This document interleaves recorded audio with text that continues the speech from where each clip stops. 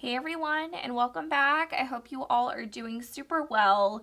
Today's video is going to be an introduction into punch needling for beginners. We will go over some of the basics of punch needling, as well as some of the tools and products I would recommend for those who are just starting out. I am by no way a professional, but these are some of the tools and materials that I find work best for me. If you were thinking of trying punch needling and are already into fiber arts like crochet or knitting and just looking for a way to use up some of that scrap yarn and try a new project, then please keep watching. Alright, so before we get into the tutorial, I want to go over some of the materials and tools that I would recommend to beginners or anybody who is just starting out with punch needle. If you purchase the kit from my Etsy shop, this will look super familiar to you. Everything that is included here, with the exception of the scissors, is included in the punch needle kit in my Etsy shop, which I will, again, will link down in the description box for you. But if you'd prefer to purchase your own products and tools, that is totally fine. I will list everything that I discuss in the description box below. Alright, so to get started with some of the tools and items that I recommend and you will need to start punch needling is, of course, the punch needle, the star of the show. This is going to be the Lasses or / Lavore punch needle. This is super inexpensive. You can purchase it on Amazon for about $15. And for my small-handed guys and gals, this is perfect for you. It just grips really nicely in the hand. And I never have any issues with the needle slipping. The only con with this is that you're going to have to adjust the needle length manually with this little turn dial here. Sometimes if you're not careful, it can slip if you're not tightening this enough, so be sure to do that if you purchase one of these needles, or again, if you purchased one from my shop or the kit in my shop. There are a few different sizes of the punch needles that I will show you. This is going to be a larger one that you're going to want to use if you're using, let's say, a worsted weight yarn, whereas if you use a needle of this size, you're going to want to use a fine weight yarn. But again, if you want to use a worsted weight yarn, you're going to have to go up a needle size. This is super nice as well. This one you also can purchase on Amazon, super inexpensive. And I like how you're able to adjust the needle length. Super easy. You don't have to use a turn dial like this one, and it is, again, super beginner friendly and user friendly. You can just easily adjust the length with that, and that is the same with this one. This is the Woolery, or I got this from Woolery.com. It's the Ultra Punch needle. It's the same size as the Lasses one, except it's got a longer base, which is perfect for those who have larger hands or find it easier to hold a thicker needle because you have some arthritis or some pain in the fingers. This is perfect for you. And again, this is also super user friendly because you're able to adjust the needle length with a simple push and turn of the dial. So again, super user friendly. I highly suggest this. And with that being said, since we discussed the needle size, we are going to discuss the yarn size. Just like if you're familiar with crochet or knitting, you're going to want to have to use the needle size that corresponds to the weight of yarn. Because I like to use a thinner needle because I like my projects to be more dense instead of fluffier, for example, I have to use a thinner yarn. My go-to is Hobby's Rainbow 8/6 cotton. It is perfect. It is a fine weight yarn. It is such a beautiful texture and it looks so good with all my punch needle projects. It's also super inexpensive and comes in bundles where you can purchase multiple colors in a pack. I think it's about 10 different small skeins that come in a pack, and it is perfect for those of you who are looking to start out and just don't want to have to go and buy individual balls of yarn. You can always purchase a bundle and get a bunch of colors, which is so nice. If you're going to be using the thicker needle, for example, you're going to want to use a thicker yarn, worsted weight. I highly suggest you can use anything acrylic. I just prefer the look of cotton. You could also always use Hobby Lobby's. I love this yarn. I'm also a huge fan of Hobby Lobby's. I love this cotton, which would also be perfect for a larger needle. You can get very creative with the kind of yarn that you're looking for. Again, my preference is cotton, but feel free to experiment to see what your vibe is. per se. However you like your finished item to look. You just do a little bit experimenting. That's part of the fun of learning a new craft. So we talked about the needles, the yarn, what else? Of course, the fabric. The fabric that I use is a very nice linen fabric that I purchased from Amazon. It's such good quality and such good price. I think it's about $15 for, I can't remember the yardage, but it is a lot of fabric for a very little price. It is very cost effective, and this is perfect for if you're using a smaller needle, such as the Lasses needle like I do. If you're going to be using a larger needle, you're going to have to get a less dense fabric, such as monk's cloth. That is super popular with punch needlers who use a larger punch needle. Again, this is a nice linen fabric that I purchased on Amazon that I will link in the description box for you. Next is going to be an embroidery hoop or a tufting frame. It is completely up to you. An embroidery hoop comes with the kit, but if you want to experiment with different ways of holding your fabric, I do have a few ideas for you. Another cost-effective way, because I'm all about saving money, your girl is on a budget. This is just two small 4-inch frames that I purchased from the dollar store. I just ripped off the canvas and glued the two canvases together to kind of make my own tufting frame that I can just put the fabric over, pull it tight, and staple and pull as I go. It's super easy. The only problem is you're going to have to take all the staples out to get the fabric off, so that's the only con with that. But again, super user-friendly, beginner-friendly, and it's super cheap. If you want to go the more expensive route, if this is a craft you want to keep going with and you're really interested, I highly suggest a tufting frame. This, I can't remember what the size of this is. I want to say it's a 12 by 12. I purchased this on Amazon from a small business. It is so well made, so user-friendly. It provides instructions with how to put it together, and it has this, I don't know what it's called exactly. I don't know if it's tufting tape, but it's got these small needles on here that really grip onto the fabric. There's no slipping whatsoever, and it is perfect for either if you're going to do one larger piece, such as a wall hanging, or you can do 4 coasters in this. So again, if you want to invest in this, it's about $50, so it definitely want to be an investment if you plan on doing this for a while. All right, what else? The embroidery hoop, super inexpensive. You can get a pack of 12 on Amazon. I can't remember the price at the moment, but it is super inexpensive. These are just your standard 5-inch wooden embroidery hoops. This is what I use, and this is what comes in your kit. I also enjoy this plastic one. This is from Susan Bates. This is just your standard 5-inch. The only problem with this is I do find that the fabric slips a little in here, so I'm having to pull to tighten more often than I would like. But again, it's super inexpensive, and it's fine, you know, if you're just starting out and you're just starting to decide if you like punch needling or not. But I would definitely suggest the wooden hoop. You can get that at any craft store by itself, or you can purchase it in bulk on Amazon.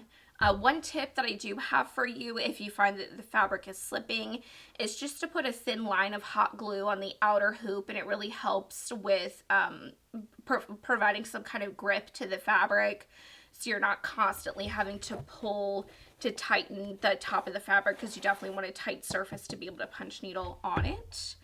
All right, kind of going along, you're also going to need some scissors. I prefer thread snippers just because I have smaller hands and it's easier to work with than just regular scissors, but any kind of scissors will do. These are thread snippers. I will link those below. Talking about finishing up the work, you are going to need some kind of adhesive. I prefer hot glue. I just find it works the best. I never have to worry about it coming apart or coming undone. You can also use Mod Podge. I heard that is also really popular amongst punch needlers to finish off the back, so you're not having to worry about your loops coming undone from the back. They just put like a small thin layer of Mod Podge on there and then finish it with hot glue. So again, it is completely up to you, but you can purchase hot glue at your local Dollar Tree. It is super inexpensive. That's what I do because again, your girl is on a budget. And to finish off the project, you are going to need some kind of fabric. I use just a thicker fabric that I purchased in a pack on Amazon. You can also buy them individually from your craft store. I like to use a thicker fabric just because I'm doing coasters and you're going to have drinks on them. You can do a thinner one as well. It is completely up to you. You just kind of have to experiment and see what works best for you. Let's see. Also, just a little bonus. I've had a lot of questions about how I transfer the images from like a computer or paper onto the fabric for punch needling. For the kits specifically, I sublimate the images onto the fabric. It's just a lot easier for me to do that because I'm having to print multiple images at one time, and it's going to be really time consuming to draw it on. But again, if you're just starting out, you can always print an unlicensed image from Google and tape it up into your embroidery hoop and stick it up against the window and kind of trace it that way. Or if you don't want to have to wait for sunlight, you can use a portable light box. I've used this for the longest time and it has never let me down.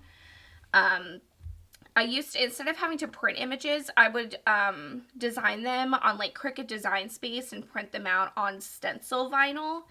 And so I could reuse them, and I would just stick them on the back and put them on the light box, turn it on, and I would be able to trace the image onto the fabric and then peel the stencil vinyl off, put it back on its sheeting, and then I'd be ready to use for something else. This is relatively inexpensive. I wish I remembered the prices off the top of my head, but I want to say it was around $30. I can't remember, but it does have different brightnesses. It's a nice size, really nice. I highly recommend. But again, you don't have to go the extra mile if you're just starting out. You can just totally use a window, natural lighting, and print something off from online and just kind of tape it to the back, put it up against the window and trace it. All right, I think that is everything. I don't think I'm forgetting anything, but if I did forget anything, I will go ahead and link that in the description box below. Is there anything else? I don't think so. So let me go ahead and clean this up and get ready, and let's go ahead and do some punch needling. All right, now that I have you guys zoomed in, let's go ahead and get started. The first thing we're gonna do is thread our punch needle. Each punch needle should come with some kind of threader. This one has a nice little white tab down here at the bottom, so they're easy to find because I don't know if you can see it. They're very thin wires that you pass through the needle to get the yarn through. Some have the tab, some don't, but if you want to make your own tab, you just put some tape down there at the bottom. It's super easy to do. So how we're going to thread the needle is first we're going to do is pass the threader all the way through the needle. And what I like to do is I like to work from the inside out, and because this is a sun, we're going to do a yellow sun. So I'm going to take my yellow or beginning color first to start, and to do that we are just going to pass the yarn through the threader and then pull that yarn through the needle. And then there's this small hole here right in the front of the needle, and we need to thread the yarn through this hole as well. So we'll thread that through, pull it through. All right, now our needle is threaded, and I like to leave just about a ½ inch of thread in the beginning. All right, first tip, you want to make sure that your yarn is you're never having to tug on it, because if you're having to tug the yarn, it is going to pull the yarn out of the fabric, and you're going to have to go back and fix it, or the loops will be a variety of sizes and you want them to be uniform. So just make sure you have a nice, I don't even know how to describe that. Just make sure it's not tight. I guess it's the best way I know how to describe it. All right, so what I like to do again is I like to work from the center of my design outward. And it can be, if you have, let's say I have a wall hanging with multiple suns. I always like to do the suns first before I do the background. It's just easier to do and easier to find the design. So I'm going to start with this circle here in the center. And I have my little setup here is I just have my hoop propped up on my makeshift frame, and that's just so you guys are able to see it better. You can always hold the hoop as you work and kind of push through, which I'll be doing also. But to show you, I have it propped here and just an old scrapbook cover so I don't damage my table, because I've already done that. I've learned my lesson. All right, so to get started, what you're going to do is you're going to find a spot and make your first pass. You just push the needle completely down into the fabric until the base of the needle is touching the fabric. And to make your first pass, you're going to pull the needle out just enough where the tip of the needle touches the fabric. Move just a slight length down from that initial punch and punch it again. Pull it out just enough where the tip of the needle grazes. Move it just a small amount and punch. Again, pull it just enough to skirt across the fabric. Move a little ways down, just a smidge, and push it back in. And that is the same movement you're going to do for each one, making sure you're pushing the needle completely through to make sure those loops in the back are nice and uniform, just like that. And with the edge of my design, whether it be starting a new shape or working around the edge of this one, instead of working kind of punching straight forward like this, see if I can show you, I like to turn my hook or my needle just a small amount to the side, and I find doing that creates a nice forward loop like this. Because if you were to do it straight across, it's really not that big deal of anyways, but let me see if I can show you. I don't know if you could see the difference, but it kind of turns at an angle instead of it facing kind of all the way forward or all the way in the same direction. And that is completely up to you and your preference. I just like to have a nice clean border as I work. So again, when I pull it out, I just turn it at an angle just a little bit, working along the edge of the design, moving just a smidge for each punch. And this will get way easier with time, at judging the distance between each of the punches that you do. Let me see if I can show you guys. So I'm working again just a millimeter, or we'll say 2 millimeters in between each punch. That's what the space is. But if you do, let's say let's do larger lengths, you can see that's a little bit looser. There's a little bit of a space in between here. It's not as tightly packed together. Again, if that's the look you're going for, that's totally fine. But for coasters, I like it to be really, really dense, because you're going to be holding a cup on there and you don't want there to be any kind of movement or spillage of the cup. Another great thing with punch needle is if you find you've made a little bit of a discrepancy or made a little bit of mistake, you just pull that needle out just a little bit, hold that yarn down here at the base, pull the needle, and then just kind of pluck until you reach that point where you made the mistake. Gently pull the yarn and push the needle back down, and then punch it in the right spot just to hold it in place. And don't worry about going over these little holes that it makes. As long as you don't make too many holes, the yarn is not going to come through because of the fabric that we're using. If you're using a least dense fabric, such as a monk's cloth, it is going to come up and it's really hard to go over and fix those mistakes. So again, this is all a learning experience. Mistakes are going to be made. There's going to be a little bit of a learning curve, so please don't feel discouraged. It will get easier, I promise. So going around again, just working at a slight angle just around the border. We're going to keep punching and moving, and this is such a soothing project to do. You just kind of punch, go along and punch, and it feels kind of fun too. Just punch, punch, punch all the way around. And with more experience, the easier it gets, the faster you'll get. You know, it's all just a learning curve. And it is so fun. Keep going. And usually at this point, if I were working with just the embroidery hoop and I wouldn't have that glue, like a hot glue border, at this point I would probably already be having to tighten my fabric. But because I put a nice thin line of hot glue on the hoop, I'm not having to do that just yet. I might have to at some point, which is fine.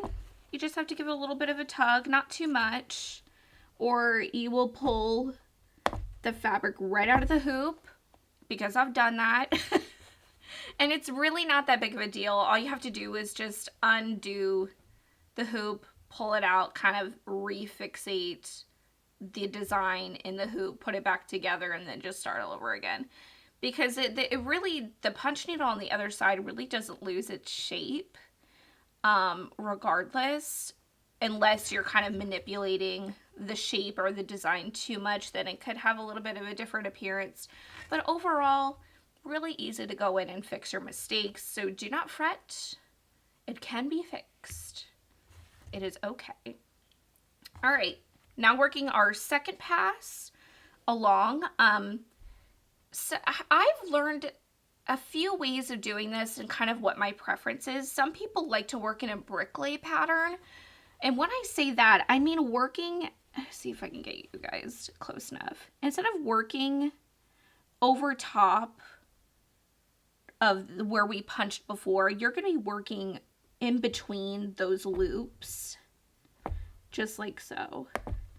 And it's going to create kind of a bricklay pattern. I don't know if you can see that. It's kind of hard to tell, but it's like these are the two punches that you did, and then that loop here that the yarn creates, you're going to punch right here instead of right over those punches or holes that you made before. You're going to be doing a bricklay like this.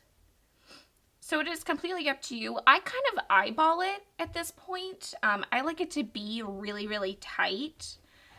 So I try to keep the punches relatively close together, not too close, but relatively close. And you also want to stay as close to that border that we made, or it's going to look really sparse and you're going to have holes in your project, especially if you're working with a lighter color yarn. You'll be able to see the holes really, really well. So just make sure you're staying as close as you can comfortably to that border without working over top of it, because if you do that and you work over top, you'll find that you have punched through one of your loops and it has come up.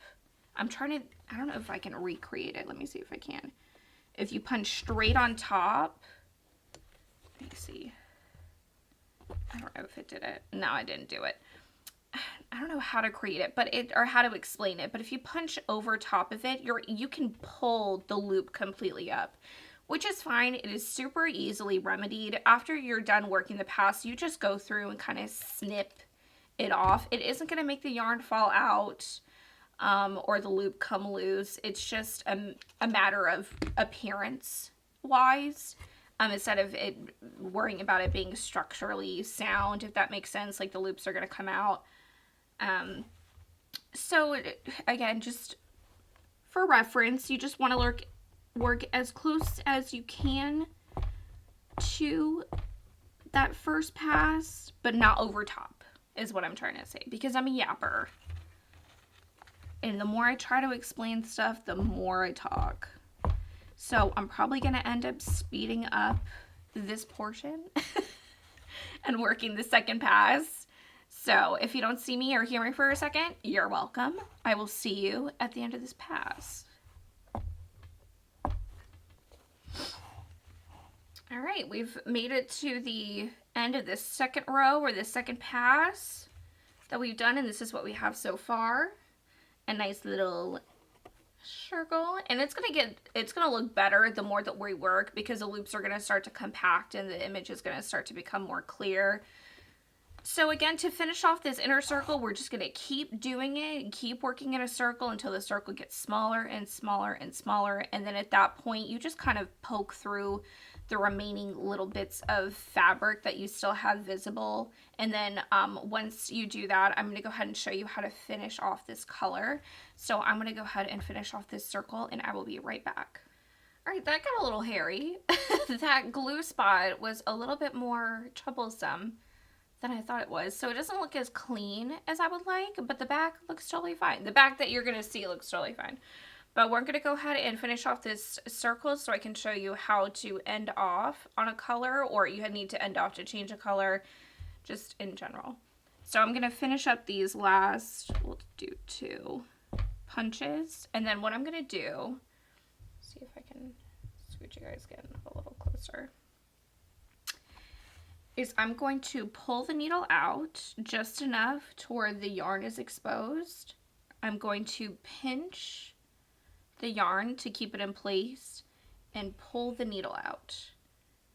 And then from there, I'm just going to snip off that yarn, pull the needle back through, since I'm going to be using this color again for the rays. And then I'm just going to trim off that little piece there. And that is how you want to, that is how you keep a clean front. If you were to punch it through and pull it out the front way, you'll end up with these little stragglers, and they can start to fray, and it'll kind of, you know, not ruin the appearance, but it won't have such a clean appearance. But this is what we've got going on the other side. See how the loops are nice and dense and tightly packed together? This is the appearance that I prefer, especially with coasters, because you're gonna have drinks sitting on top of it, and you don't want them to be unleveled and spill over.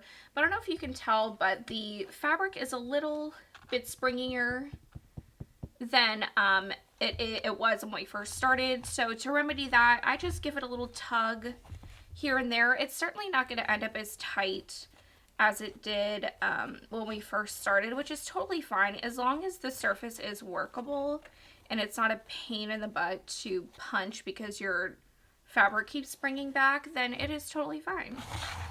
So now that we have that circle in the center finished, I'm going to go ahead and move on to the rays, and I'm just going to complete the same process and follow my pattern. So I'm just going to complete the rays in these triangles here and leave this gray negative area open, because I'm going to follow that up with this nice ivory pale yellow color to finish off the background. And you would follow the exact same steps as you did before, except you'll remove the previous color that you're working and then rethread the new yarn and simply pick a place to enter your punch needle into. It really doesn't matter where you choose to. It's completely based on preference, but I'm going to go ahead and do the side of this right here. I'm going to pull this a little bit shorter because I don't want to waste yarn. And I'm just going to punch it right there. And then again, following the exact same method that we were doing before, I'm just going to turn it at just a slight angle to keep that edge nice and clean. And I'm just going to follow that design, turning as I go, making sure those points are nice and clean.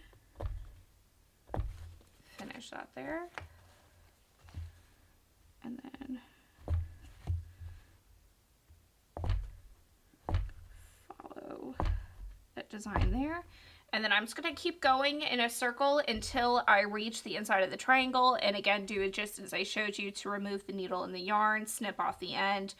And I do that, I snip off the ends as I go, because I found that if you have a bunch of ends or one in particular in a very inconvenient spot, you can end up catching it.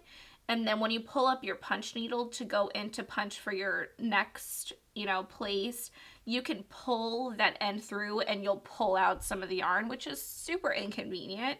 It's definitely not the end of the world, but it's definitely something that you want to avoid because it's time consuming.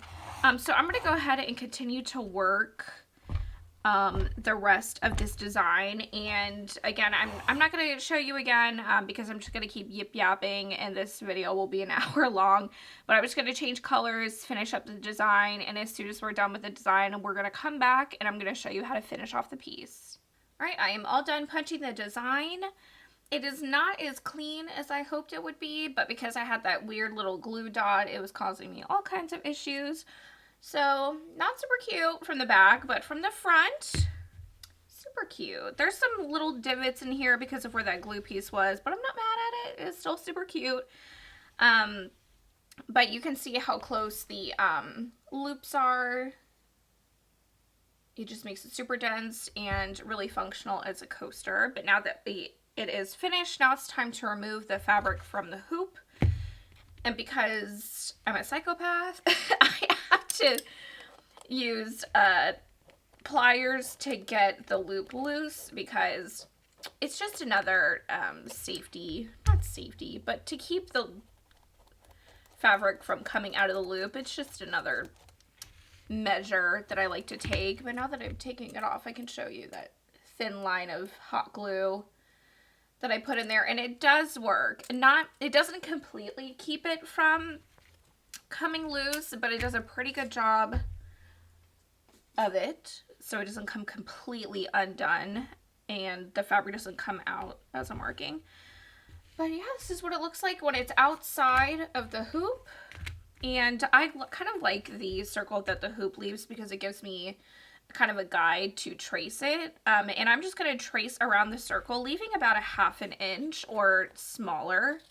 And this is simply just to glue the side pieces of the fabric to the back of the coaster to keep it together.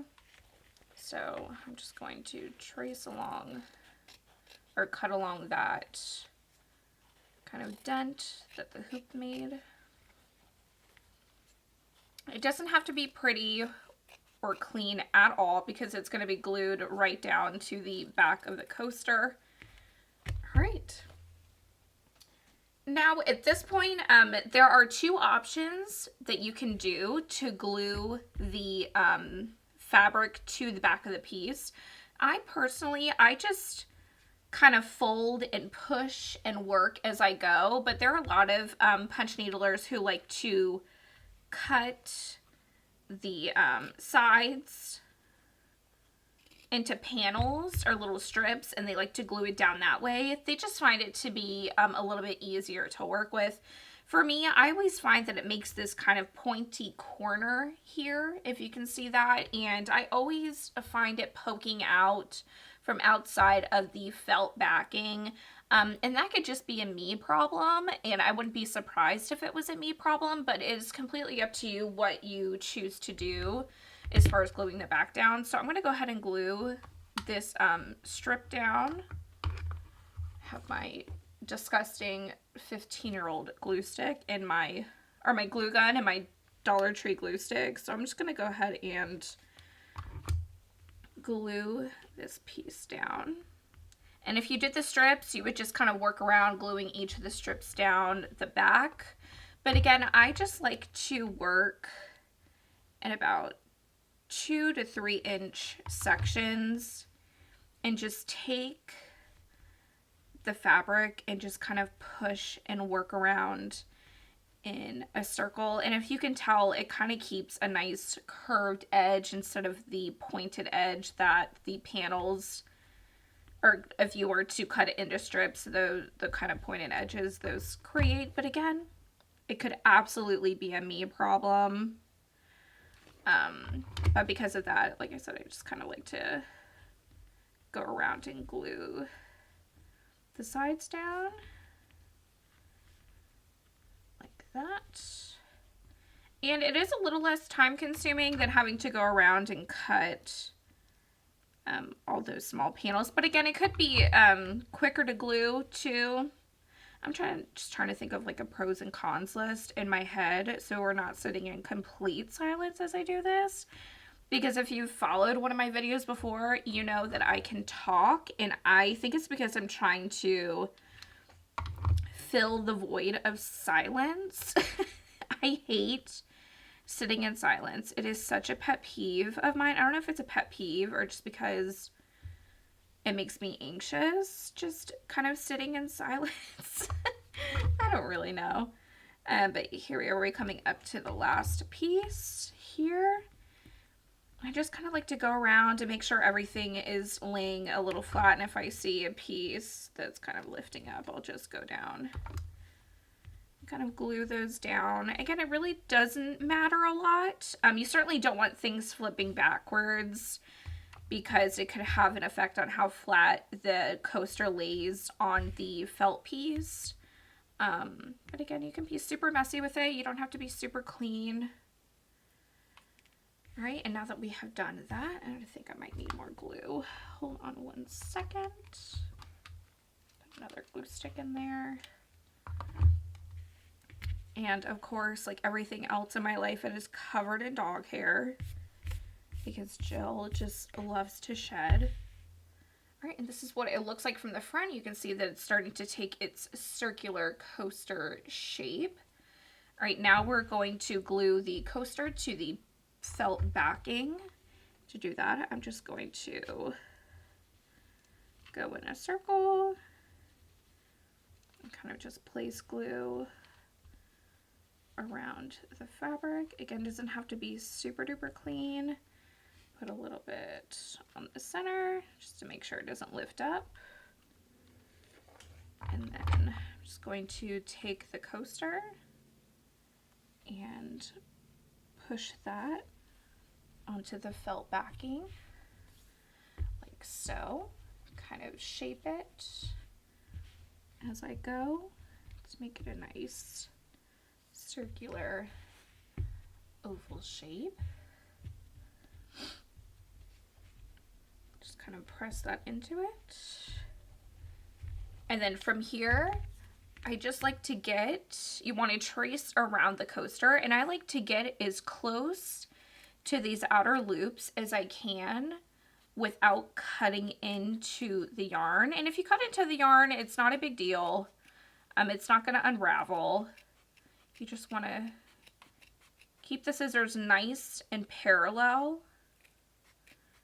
to the piece, nice and straight, and just trim as close as you can to those loops without cutting them. Just like that. Let's see what the back looks like. See if we need any cleaning up.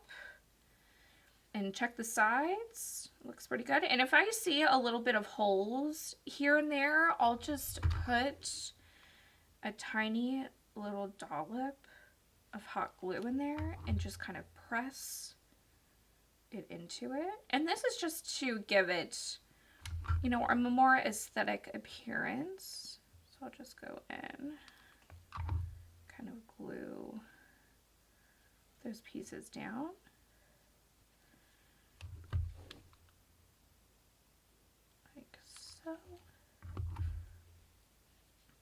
Kind of glue them down as I go, kind of check around, see if there's any kind of open spots, just like that.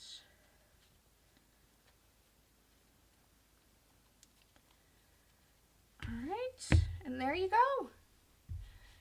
A nice little sun coaster. And you can do coasters any shape that you want. They can be square, circle. You can make them fun holiday shapes. So you can do like a Christmas tree. You could do a snowflake, a snowman. You know, you can get really creative with them. I know I am filming this February 4th. So Valentine's Day is coming up. You could do a heart shape. St. Patrick's Day is right after that. You could do a clover shape, ladybug. Again, I can go on and on and on.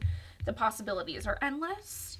And yeah, you can use any design, any shape, and you can make these cute little coasters. Ta-da!